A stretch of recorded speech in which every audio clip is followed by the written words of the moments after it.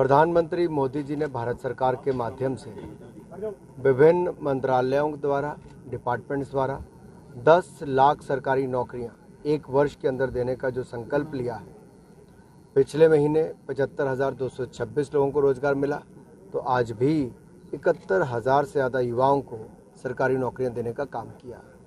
ये अपने आप में एक बड़ी पहल है। शायद ही देश ने आज से पहले कभी इस तरह के कार्यक्रम देखे हों जहां हज़ारों लोगों को नियुक्ति पत्र दिए गए हों। आज बीएसएफ के पौंसी के इस ग्राउंड में अगर आप देखेंगे, बच्चों के चेहरे पर एक नया उत्साह था, जोश था, उमंग थी और देश के लिए अपनी सेवाएं देने के लिए वो ललायत थे। तो मेरा मानना है, जिस तरह से प्रधानमंत्री मोदी जी ने उनको संबोधित करके ये भी कहा कि हमें अपनी राइट्स के साथ रिस्पॉन्सिबिलिटी की भी बात करनी है, नहीं तो लोग अपनी राइट्स की बात करते हैं, जिम्मेदारियों की बात नहीं करते। तो सरकारी नौकरी में जिम्मेदारी के साथ देश को आगे बढ़ाना भी है। और कर्मयोगी प्रारंभ जो किया है, ये कार्यक्रम बहुत शानदार है, मैंने स्वयं देखा है। और प्रधानमंत्री ने एक दूसरी बात ये कही कि जीवन भर सीखने की हमें आदत रखनी चाहिए, अंदर के स्टूडेंट को मरने नहीं देना है। तो बहुत बड़ी बात कही कि टेक्नोलॉजी का उपयोग हो या एक स्टूडेंट को नहीं ख़त्म होने देना, सीखते रहना है।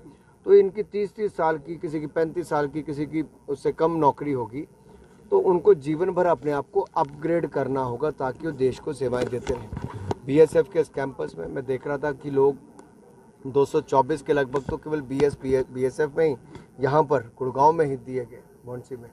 और इसके अलावा पूरे देश भर में 2000 से ज़्यादा नौकरियाँ तो आज बीएसएफ के ही में भर्तियाँ हुई हैं। अपने आप में दिखाता है कि बहुत शानदार प्रयास हुए हैं और आगे भी समय समय पर इस तरह के कार्यक्रमों का आयोजन होगा और देश के युवाओं को रोजगार के अवसर मिलते रहेंगे। मैंने छोटे छोटे उदाहरण दिए कि देखिए, सफाई, हम अपना टेबल, अपना दफ्तर ही साफ नहीं रखेंगे तो क्या होगा। और मैं जब काम करता देखता था, जब स्टॉक पड़ा रहता था तो सर्कुलेशन में नहीं आता था। तो आज मुझे लगता है सरकारी डिपार्टमेंट में भी है कि जो चीज़ खराब होगी उसको समय रहते डिस्पोज ऑफ कर देना चाहिए। वो पैसा भी आता है सिस्टम में, जगह भी खाली होती है।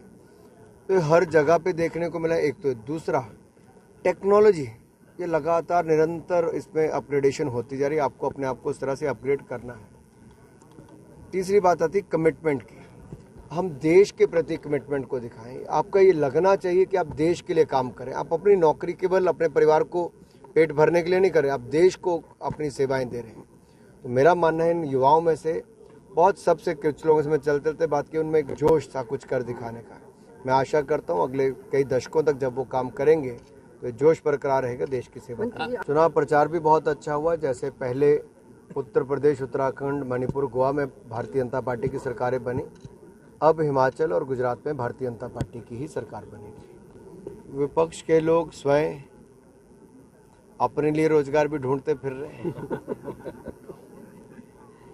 एक के बाद दूसरे चुनाव में बड़ी बड़ी घोषणाएं करते हैं, बड़ी बड़ी बातें करते हैं, लेकिन जनता उनका चेहरा 60 वर्षों तक देखा है जी।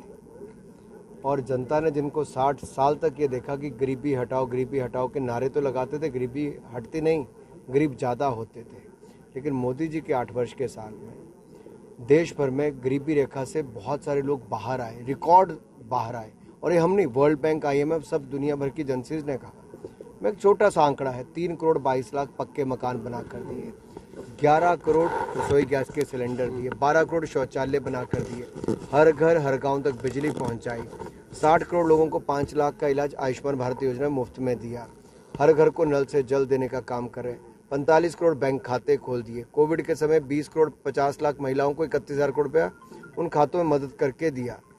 ये तो मैं कुछ आंकड़े बता रहा हूँ जो हैं। अगर सड़क, रेल की मैं बात करूँ, रेल कहाँ 4 किलोमीटर एक दिन में पटरी बिछती थी, आज वो 10 किलोमीटर पे पहुंच गई। अपने आप में बहुत बड़ी बात है। सड़कें 12 किलोमीटर बनती थी, आज 36 किलोमीटर प्रतिदिन बनती। MCD चुनाव में भारतीय जनता पार्टी जीतेगी।